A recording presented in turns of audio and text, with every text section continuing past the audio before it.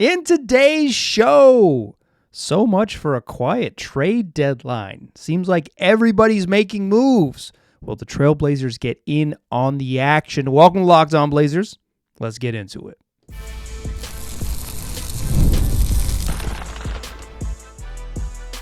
You are Locked On Trailblazers, your daily Portland Trailblazers podcast, part of the Locked On Podcast Network. Your team every day. What up, world? It's your past first point guard and Trailblazers reporter, Mike Richmond. You are listening to another episode of Locked On Blazers, part of the Locked On Podcast Network, available wherever you get podcasts and also on YouTube. Thanks for making this show your first listen, coming at you each and every weekday, Monday through Friday. So make it a part of your daily routine. Make it your first listen. Tell your friends to do the same. It's Locked On Blazers, your team every day. In today's show, boy, do we have a lot to talk about. The day before the trade deadline, in fact, you are actually listening to the Deadline Day show, February 6th, Thursday's program. I'm recording this late in the evening on February 5th because I had to wait out all of the news. Typically, my goal is to record these after 9 p.m. West Coast time because that's about midnight on the East Coast, and business is usually wrapped up by then, but I had to wait till dang 10:30 to do it tonight because there was just so many moves, so much. For the speculation, this was going to be a quieter trade deadline. Shared by many media people who cover the league. That the whispers they would heard, and the speculation was that the new CBA was going to be so restrictive and onerous that maybe we wouldn't see as much action. And if we did see as much action, it would be singular large contracts traded for one another because that's how the dominoes would have to fall. Nah, it was just like maybe the biggest trade deadline in NBA history. And we, as I'm recording this, there are still some hours to go, roughly 12 until we get there. Maybe if I was a little bit better at math, I could tell you that's more like 13 and a half before we get there. But just to recap, at the trade deadline, we've seen Luka Doncic get traded. We've seen Anthony Davis get traded. That was the same trade. We've now seen Jimmy Butler get traded, De'Aaron Fox get traded, Zach LaVine get traded, Brandon Ingram get traded. This has been a if this was supposed to be the deadline when not a lot of stuff happened, not only did a lot of stuff happen, big names were on the move. Shout out to Mark Stein over the Stein line who said that Stein was a believer that this was going to be a fireworks-laden deadline and was poo-pooing the people who were skeptical, and Stein was 100% correct. Let's catch up. In today's show, I want to catch up on the big deals and talk about how the big moves affect the Blazers, because they absolutely do in terms of decision-making and position in the West and all of those things. And I want to talk about the Blazers. They haven't done anything at this point. I would be relatively surprised if they do something. And I want to talk about what that means in light of where they are and where they have been and where they are going. We will do all of that in today's program. Let's start with the big deals. This morning, I didn't even mention them in my rundown, but the Bucks completed a trade to get Kyle Kuzma, sending longtime Bucks stalwart and a real Milwaukee legend, quite frankly, Chris Middleton to the Wizards. That doesn't have a direct impact on the Blazers this season, but I think the Bucks kind of look like they're petering out a little bit. They're an old team kind of grasping at it. I was once a Kyle Kuzma believer. I probably would not classify myself as that now. I've watched a handful of Wizards game this year, thanks in part to Alex Sarr being on my fantasy basketball team. I am not a Kuzma believer. That dude has forgotten how to shoot, and I think the defense that made him so special during the Lakers title run has just kind of fizzled. You don't see that multi-positional defense that I thought was really budding for Kuzma briefly, and the efficiency is way down. I'm not much of a believer. I think the Bucks, they got different, and Middleton has looked really old, but as a team that owns future pick swaps with the Bucks and a future unprotected pick potentially in 2029, and forward from there, very interesting. Some of those. The 28 and 30 swaps from the Bucks seem very, legitimately very intriguing, as they look like an old team in decline.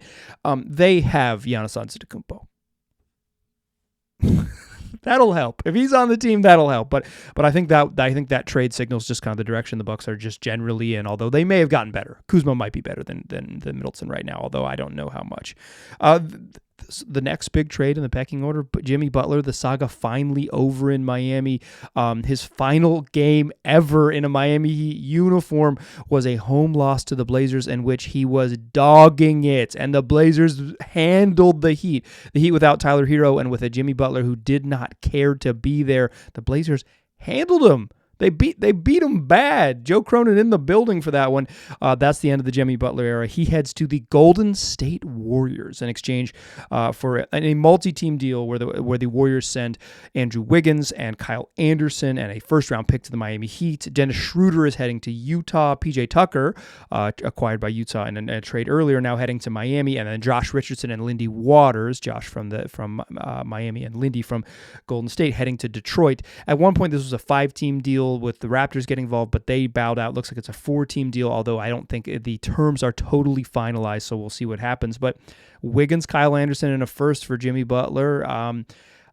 The Warriors, I watched the end of their game. They blew a 10-point lead with 3 minutes left to fall to 25-25 at Utah. A nightmare loss for them. They're 11th and outside of the play-in right now. I think Butler helps them get there, but they're not. I don't think they're dominantly better with Jimmy Butler. There is a version of Jimmy Butler that is still a very good basketball player. How often can he tap into it and for how long? We'll see. And he doesn't answer some of the, Golden State problems, which is how do they shoot and who on their team can go dribble themselves into a bucket during a regular season game. That isn't really what Jimmy's elite skill has been during his tenure, but he's a good basketball player. He will help them. I think they got better. And I think for them, I don't know how much better they got. I think they got a little bit better, would be my guess. I think they got a little bit better, and there's certainly the chance that the ceiling is way higher. The floor, I think, is also lower because there's a chance that it doesn't work. But I don't think they're going to miss. Andrew Wiggins was their best shooter, but I don't think they're going to deeply, deeply miss Wiggins to the point where they're whoops, we should have just kept Andrew Wiggins. They were already, they were already pretty middling with Wiggs in the lineup. We'll see what it looks like. It's just another team that's ahead of the Blazers in the standings, trying to actively trying to get better. I think that's the notable part here. And reportedly, according to Shams Charania of ESPN, Butler is going to sign a multi-year contract extension for this coming season and the one after. So the Warriors are in some ways committed to a particularly older core, but we'll see what that looks like in the future. Importantly, with Jimmy Butler not going other places,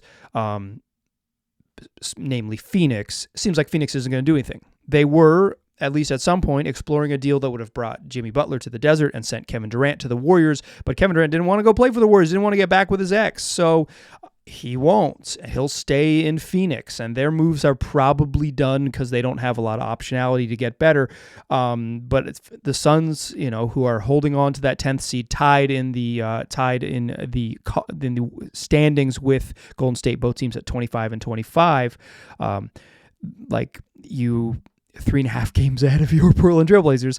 The Suns, aren't going to make any moves. Potentially, they'll try to trade Yusuf Nurkic because he's just kind of a hostage, but they're not going to trade Yusuf Nurkic for an upgrade. They're just going to trade Yusuf Nurkic to get him off the team. So I think that is notable.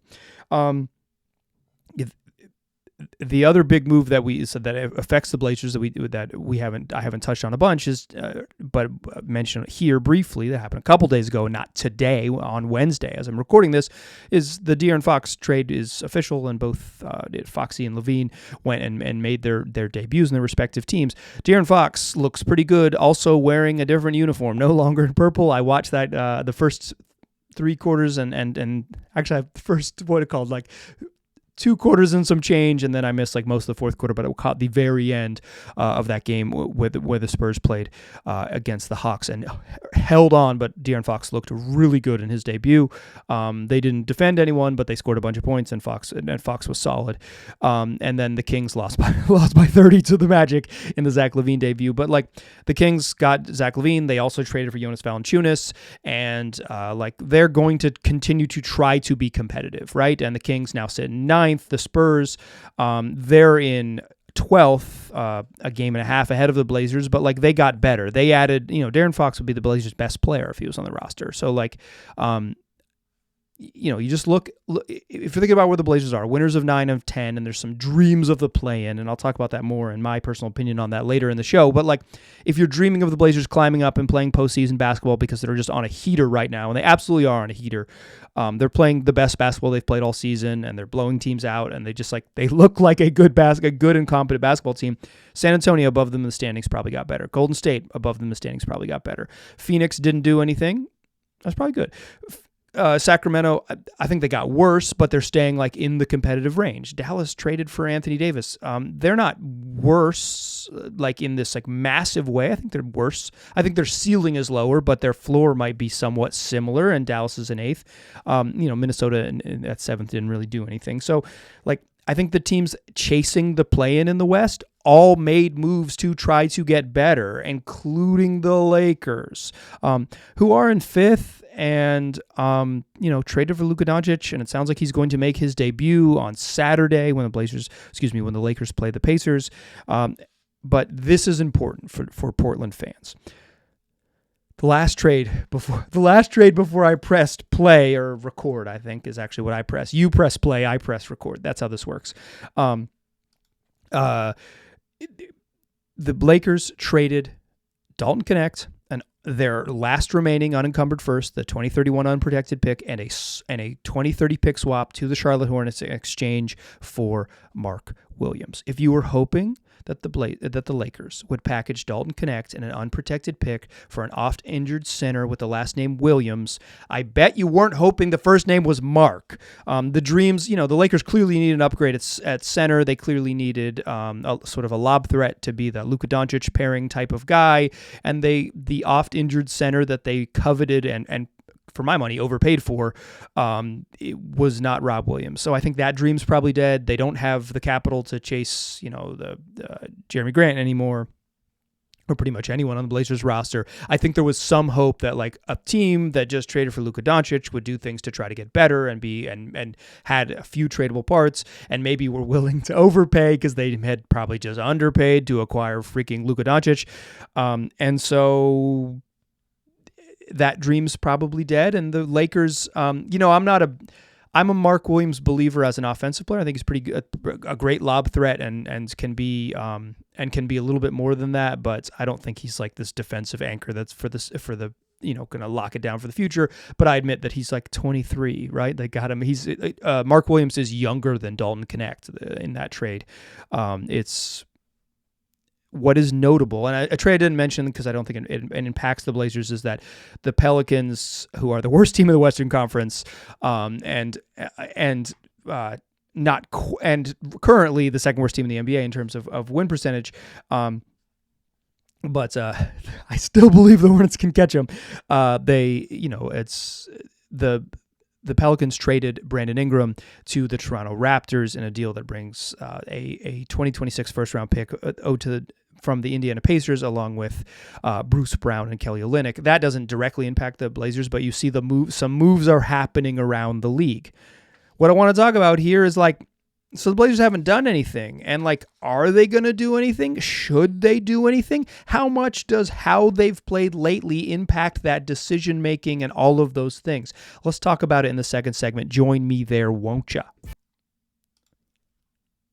First, though, I want to tell you that today's show is brought to you by Prizepicks. Basketball season is heating up. We're beyond the halfway point, and we are cruising towards hours away from the trade deadline, the All-Star break in the second half of the season, and there's no better way to get on the action as we head into the stretch run than at Prizepicks, the best place for daily fantasy sports. With over 10 million members and billions in awarded winnings, Prizepicks makes it easy and fun to turn your sports knowledge into real money. Here's how it works.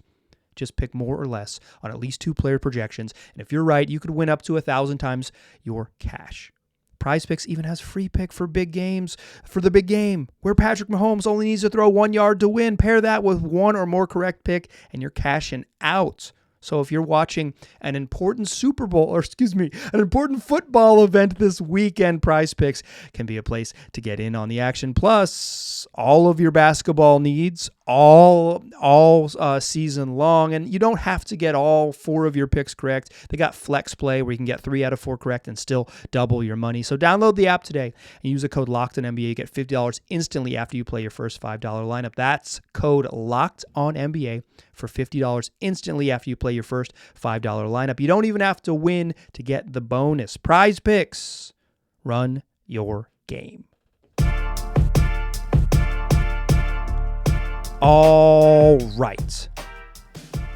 So the Blazers not in on the action. One of a busy, star-studded trade deadline. One of in terms of just like talent that changed hands today, or in the last, say, let's call it the last 4 days. Luka, AD, Jimmy Butler, De'Aaron Fox, Zach LaVine, Brandon Ingram, Jonas Valanciunas, Lindy Waters, Dennis Schroeder. Like, I know this is a big, busy, name-heavy trade deadline, right? Like this has been that, and we are, there's plenty of time for teams to continue to make moves as we head to the noon Pacific time deadline on Thursday. By the time you get to the PM hours on your Thursday afternoon, if you're a West Coast listener, and I know many of you are based on where they say people listen from, it's local. And then there's the people all over. Shout out to my Canadians and Australians and the various folks in Western Europe who are tuned in, and parts unknown all over the map. I appreciate you. But when I get to the afternoon tomorrow, it'll all be done. And the question that you may be sitting here screaming into your car or into your headphones is like, yo, are they going to do anything? I doubt it. And the reason I doubt it is because of the inaction that they've had at last year's trade deadline, all through the summer, or leading up to this year. There hasn't been a ton of reporting around the Blazers' tradable parts because they don't have these like super juicy tradable parts.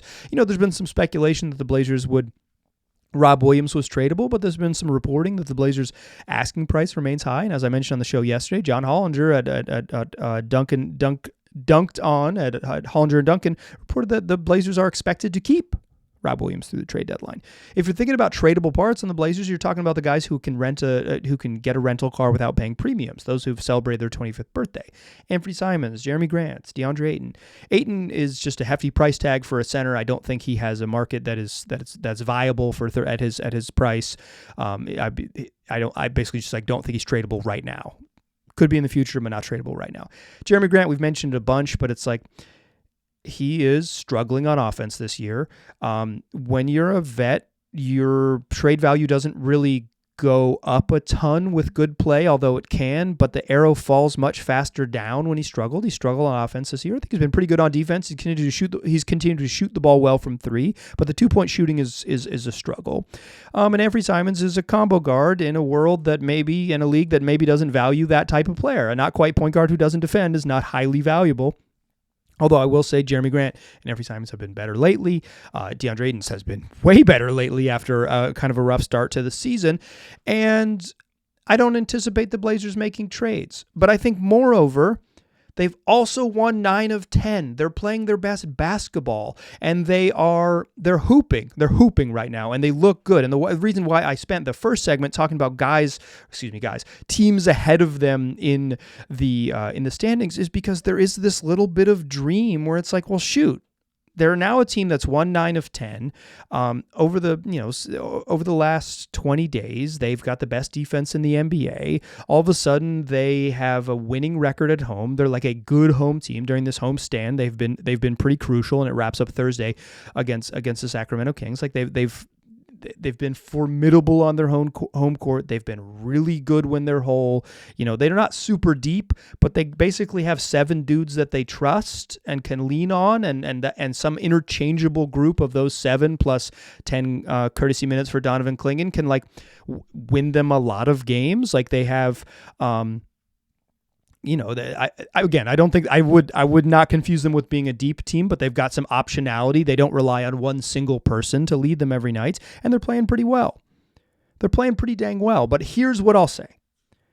I largely do not think the outcome of the trade deadline will be impacted by the Blazers' last 9 games because I was skeptical that the Blazers would make moves or even would be strongly motivated to make moves this season based on everything we kind of know about them. They want to find the right deal. They're willing to be patient. And like the inaction the last couple transaction cycles suggests this willingness to hold on to guys, and if they're not make trades just to make trades. And to be clear, I am not encouraging them to just make a trade or take a bad deal for the sake of like doing a transaction and giving me content to talk about.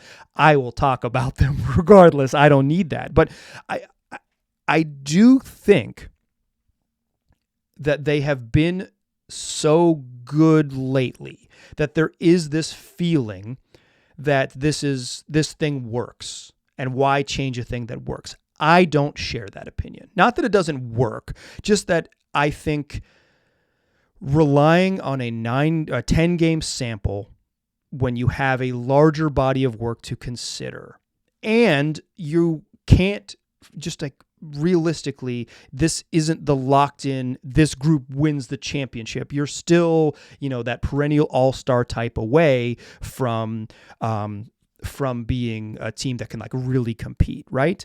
So I think what changes is not the Blazers' motivation with this trade, with this recent stretch, or even this, their motivation or willingness or unwillingness to make trades. It's the perception from fans and media. I think in the past, inaction would have driven you absolutely insane. Like, join me on the Wayback Machine 19 days ago when the Blazers on January 18th got walloped by the Houston Rockets. They lose by 22. They're 13-28. They're 7.5 games out of the 10th seed. They're on pace at the 41-game mark to win 26 games, which was ahead of their over-under on the season. They were probably like a little mildly overachieving, but they felt like a bad basketball team without like a lot of clarity. And at that point, it would have been obvious. Like if the trade deadline that game was January 18th. If the trade deadline is January 20th, like 3 weeks ago, less than 3 weeks ago, then you would have said a decluttering trade is necessary. They have to declutter the roster. They need to get clarity. They need to make room for the young guys. They have to trade the veterans to let these players go. I think there would even be like a perception from some listeners and maybe some podcasters that like even accepting an underwhelming trade package is a necessity because, one, it might be a reality of what you're able to acquire in a trade. And moreover, it's just you have to move the franchise forward. You are stuck in the mud. And if you continue to be stuck in the mud, you're just bad in a way that doesn't make sense, right? And you need to find, you need to find a place and a trade package that allows you to prioritize future draft capital, but more importantly, just decluttering the roster, making it so the young guys can play. And if you're going to fail, you're going to fail on the backs of 36 minutes from Scoot Henderson, Shaden Sharp, and 20 minutes from Donovan Clingan. And there's no one like very specifically in their way that the coach has more trust in that's going to play over top of them. That's what would happen on January 20th. But guess what happened? The Blazers got freaking good. Let's talk about why how they've been freaking good, what has changed, and what I expect from them heading into the trade deadline. Join me in the third segment, won't ya? First, though, let's talk FanDuel. Super Bowl 59 is here. It's this weekend. You're familiar with the combatants. Kansas City Chiefs back in it. Philadelphia Eagles back in it. One game, two teams, endless possibilities. No better way to get in on that action than the FanDuel Sportsbook. Whether you want to predict the first touchdown, call MVP, or you want to live bet throughout the game. Shoot, you want to live bet before the game. Pick the coin toss right there in the FanDuel app. They make it easy to get in on all of the action so you can make bets as the game unfolds from kickoff to final whistle. You can bet your futures on the game. You can bet really elaborate parlays if that's the thing you're into. You can bet single bets that you have confidence in winning, but you can live bet the games right there with everything you need in a super easy to navigate app. Plus, you can win if you win a $5 bet, your first $5 bet, you can potentially win $200 in bonus bets. That's icing on the cake, friends. I didn't explain that very well, so let me try it again. Download the app, Head over to FanDuel.com to get started and bet just $5. And if you win, you will score $200 in bonus bets. That's FanDuel.com. Bet with FanDuel, an official partner of Super Bowl 59. Still a pass first point guard. I'm still Mike Richmond. Still listening to Locked On Blazers. So you joined me in the Wayback Machine when we traveled all the way back in time about 18 days. But it ain't 18 days ago. In the preceding 18 days, the Blazers proceeded to rip off a whole bunch of wins. What changed? One, they just took Shaedon Sharpe out of the starting lineup. Sharpe started he started 31 of his first 33 games. So when he came back from injury to begin his season with the shoulder injury, he came off the bench for the first 2 games. But he started the next 31. He's playing about 32 minutes a night. Off the bench, he's playing a little less, about 27 minutes a night. Not a crazy dip, but about 5 minutes less. And the Blazers have been really good by playing a bigger lineup with more length. They're actually, while it feels like they're playing faster, they're not. The pace suggests that they're playing actually slower during this stretch, but they've just been really good. Prior to that, up to January 18th this season, the Blazers were 27th on offense and 28th on defense. Over the last 9 games, their offense ranks 9th. Their defense is 10th their defense is 1st by a fairly wide margin. Top 10 offense, top 10 defense, the number 1 defense in the league. Shaedon Sharpe moves to the bench, and DeAndre Ayton gets rolling. Those are unrelated, but those are 2 things that factually happened. In the games leading up to January 18th, DeAndre Ayton was averaging 13.5 points, 9.9 boards. He'd had 20-point games 4 times. 4 20-point games in his first 30. Over the last 7 games, DeAndre Ayton has scored 20 points at least 5 times. And during that stretch, which he missed a couple of the games during this Blazers run, he's averaging 19.6 and 12.3. Basically a 20 and 12 guy over the last 7 games. He's been hooping. A little bit less Shaedon Sharpe, so you're playing less minutes with like 2 negative defenders, either Sharpe next to Scoot and Sharpe, or Sharpe next to Anthony Simons. You're playing less minutes with 2 negative defenders against team starting units. You can mix and match a little bit, and if those guys have it rolling, you can play them against starting units, but you're not starting out the game in this position where it's like, yeah, we're going to put 2 bad defenders in the backcourt and hope they can fix it on the back end. Tumani's been rolling. During this 9-game stretch, Tumani's shooting over 50% from 3, almost 54% from 3 on 3 attempts per game. He's been rolling. Scoot's been rolling. During this 9-game stretch, he's shooting 40% from 3 and playing the best basketball he's played. Anthony Simons playing pretty well. Jeremy Grant, I think, is playing pretty good on defense, although the offense has been bumpy. Deni Avdija has had some really high highs along with a couple quiet games, but like the fact that they can survive some quiet games from Deni speaks to how well everyone else is playing, because there was a stretch this season where if Deni didn't have like 18 and 10, they were not going to be competitive. Over the last 10 games, they've been awesome.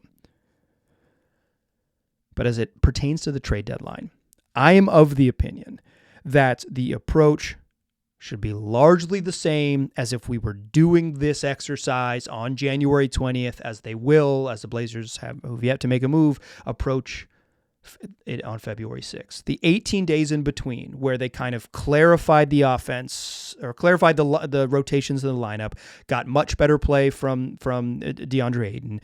Scoot Henderson found his rhythm. They found the sort of balance with the 7 guys that they're really leaning on. In my opinion, the approach should not change. If anything, the team should be even more motivated to give Scoot Henderson free run to be the point guard of the team and see what that looks like. Now, I don't think that the Blazers, I've been saying the Blazers should explore trades for Anthony Simons for a year now, since last February at the trade deadline. I don't anticipate that they will. And quite frankly, you might be a fan that says, why would you change things up when they're playing so well? And I hear you on that. I'm saying that my opinion is you change things up because you know that what's next is what's next. Unless you're going to sign Anthony Simons to a contract and convince him to take a pay cut and be a bench player, you know that the future involves him on another team and Scoot Henderson as your starting point guard. You can go ahead and try to commit to that. So I would ask you this in relation to inaction or if the Blazers don't do anything, because I don't anticipate that they will. I anticipate a minor move or nothing. And if I had to bet right now, I'm going to bet nothing. Although I would love to be wrong. Being wrong is the most interesting part of this job. I say it all the time, and I earnestly mean it. If how would you judge inaction, 18 days ago? You'd be pissed, right? You'd be like, this is nonsense. What are they doing? And my argument is that you should still treat it that way because the bigger picture is the same. The bigger picture is the same. What is the goal ultimately over the next 2 or 3 seasons? Is it to build a really pesky 7th seed? I think the Blazers are closer to that than I would have guessed. I think they're pretty close to building a pretty pesky 7th seed. Or is it to give yourself the best chance to be pretty good? I'm not advocating for like tanking and knocking the bottom out of this thing. I don't think they can catch the teams on the bottom. What I am advocating for is pursuing moves with an eye on the future, not the present. Do not be beholden to this stretch, because what you have learned is that you do indeed have some good parts. But what you have to be true to is the larger picture, is that you aren't there yet. And being an inaction keeps you in the same spot and will put you in the same challenge in the future. What I think we have learned over the last year from last trade deadline to this one, is that players do indeed become less valuable if you hold on to them. There's a smaller market for Jeremy Grant now than there would have been in the past. And I think you could argue the same with Anthony Simons. And as Anthony Simons becomes an expiring contract, you're either trading him for value if you're taking back bad money, or his value declines because he is less interesting on a to many teams as an expiring deal, right? Like expiring money has a specific value. Players under contract has another specific value. And if you wait, the market shifts. I don't know that it improves, but it certainly shifts. So again, I'm not advocating for the Blazers just to make a trade, or opting for a terrible deal because they need to do that. But I am asking to look at themselves in the January mirror, that mirror that held itself in front of your face on January 9, the morning of January 19th, when the Blazers woke up at the halfway point of the season at 13-28. And you say, if it's a deal that could make this team better or offer to upgrade some of their assets on the horizon, you have to consider it, because you also have to consider the opportunity cost of not making those deals. I don't anticipate the Blazers will make a deal. What I'm advocating for, I've said the word advocating a lot here, what I am trying to communicate here clearly is that the way we judge this team should be largely the same, even with this proof of concept, quote unquote, run, because it is not a proof of concept in and of itself. It is a very solid run. They're on a heater. They look good. There's a lot of things that seem repeatable. But if those things are repeatable, are like Scoot Henderson looks good, shouldn't they be more motivated to see more of Scoot Henderson looking good?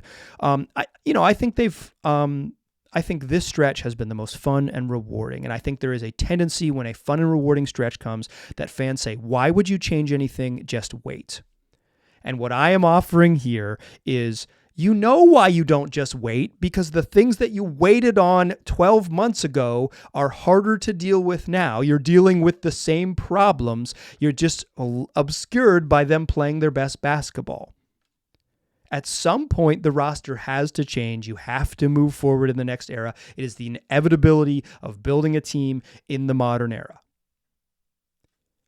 The Blazers, while they are unlikely to do things, their inaction should be judged the exact same way as it would have been regardless of the standings, because largely their station in the league has not changed. And their goal for the future certainly has not changed. Is the goal to be pretty good and at the bottom of the standings, or give yourself an opportunity to clarify the roster and continue to build for what's next? If you are aiming for the middle, certainly you can probably get there. If your goal is a larger, more sustainable push to the top, risk is inherently involved. And that risk is about making changes to an effective team if those changes present themselves and you can judge them to be better in October than they are in March.